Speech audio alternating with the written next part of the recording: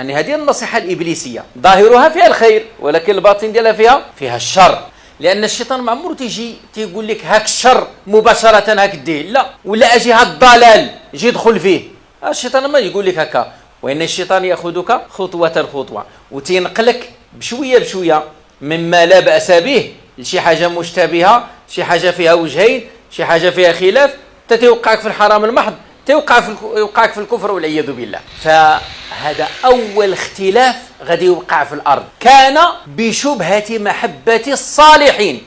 بشبهة محبة الصالحين، أنه هاد الصالحين خصنا نحترموهم وخصنا نديروا لهم شي تصاوير باش نتذكروهم ونجتهدوا في العبادة،